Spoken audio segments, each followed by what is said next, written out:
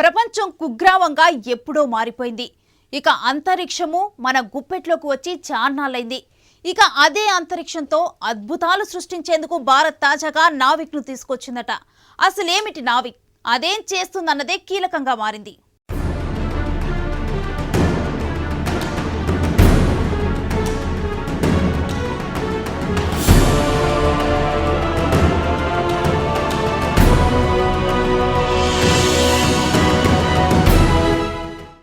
పెరుగుతున్న సాంకేతికత తాజాగా నీటిలోనూ ఆకాశంలోనూ భూమిపైన ఎక్కడ ఉన్నా కనిపెట్టేసే పరిస్థితిని తెచ్చింది.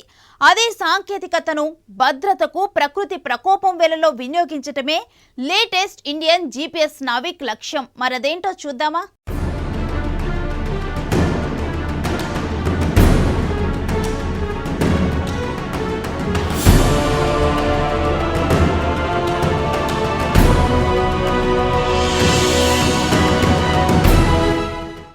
భారత ఉపగ్రహ ఆధారిత దిక్సూచి ఆగ్మెంటేషన్ సేవల రంగం ఇక కొత్త పుంతలు తొక్కనుంది.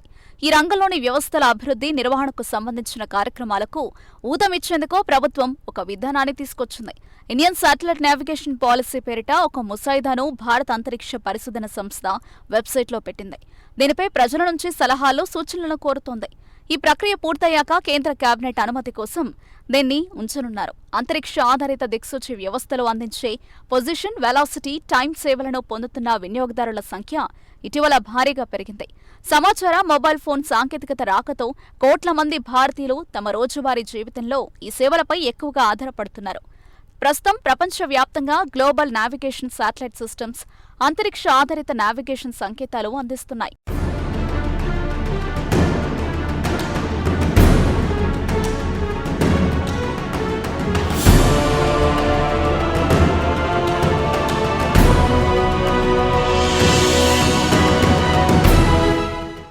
ఇందులో America GPS, Russia Glonass, European Union Galileo, China Beidou వ్యవస్థలో భాగంగా ఉన్నాయి.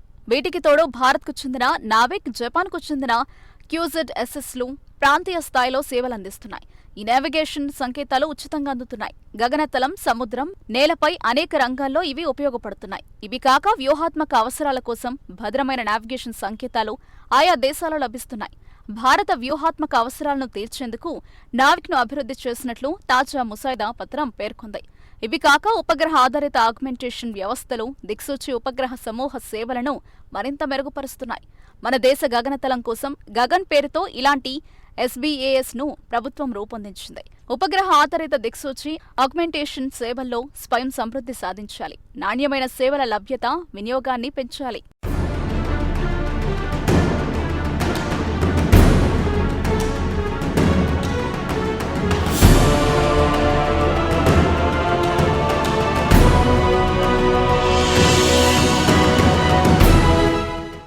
ఈ రంగంలో పరిశోధన, అభివృద్ధిని ప్రోత్సహించే చర్యలను చేపట్టాలని, అంతరిక్ష ఆధారిత నావిగేషన్ ఆగ్మెంటేషన్ వ్యవస్థ ప్రజల ఆస్తి అని, అది వినియోగదారులకు అందుబాటులో ఉండాలని, ఇలాంటి జాతీయ మౌలిక వస్తువులను ప్రభుత్వం మాత్రమే అందించగలదని కేంద్ర ప్రభుత్వం చెబుతోంది.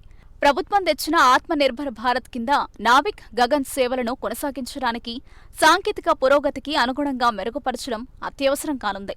పౌర అవసరాల కోసం ఉచిత సేవలు, వ్యూహాత్మక అవసరాల కోసం నిర్దేశిత ప్రాంతంలో భద్రమైన సేవలు ఎలాంటి అవాంతరాలు లేకుండా కొనసాగేలా చూడాలని భారత్ భావిస్తోంది. భూతల, జల, వాయు మార్గాల్లో ఖచ్చితత్వంతో కూడిన నావిగేషన్ సేవలను అందించడానికి ఉద్దేశించిన స్వదేశీ ప్రాజెక్టు భారత ప్రాంతీయ దిక్సూచి ఉపగ్రహ వ్యవస్థను. దీనికోసం ఇస్రో మొత్తం 7 ఉపగ్రహాలను వాటి నిర్ణీత కక్షలోకి పంపించింది.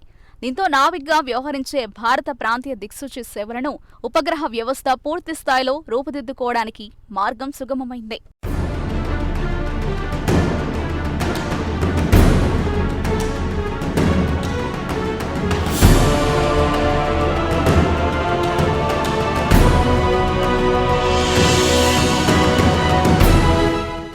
పలు పరిశీలనలు, పరీక్షల అనంతరం నావిక్ సేవలు వినియోగదారులు, మిలిటరీ అవసరార్థం త్వరలోనే అందుబాటులోకి రానున్నాయి.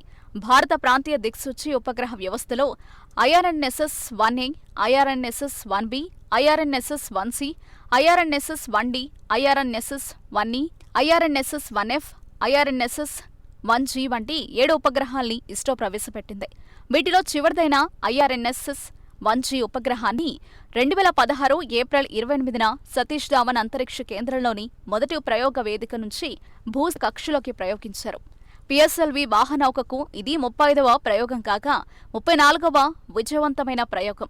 కార్గిల్ యుద్ధ సమయంలో అమెరికా జీపీఎస్ సేవలను అందించడానికి నిరాకరించడంతో మరోసారి ఆ పరిస్థితులు ఏర్పడకుండా మిలిటరీ, పౌర ప్రయోజనార్థం భూ, జల, వాయు మార్గాల్లో మార్గనిర్దేశం కోసం సొంత టెక్నాలజీతో భారతదేశ ప్రాంతీయ దిక్సూచి ఉపగ్రహ వ్యవస్థను ఏర్పాటు చేయడానికి భారత ప్రభుత్వం, ఇస్రో నిర్ణయించాయి.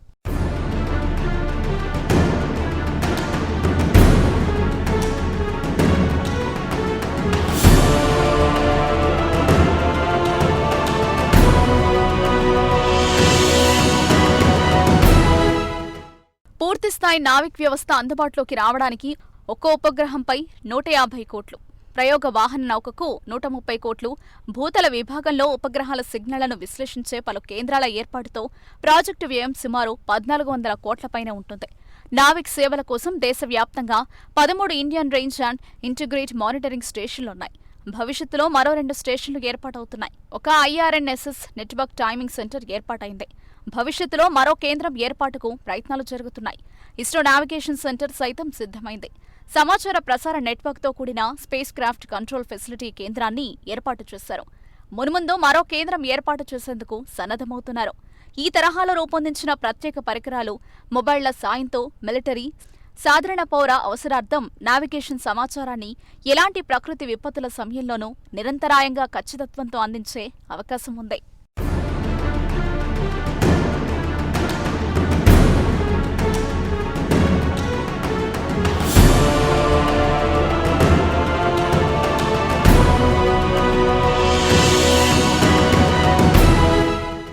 మిలిటరీ, నేవీ, నౌకా విభాగంలో తలెత్తే సమస్యల పరిష్కారానికి, అత్యవసర పరిస్థితుల్లో సహాయ సహకారాలకు మిసైల్ టెక్నాలజీతో ఖచ్చితత్వాన్ని పెంచేందుకు తోడ్పడతాయి.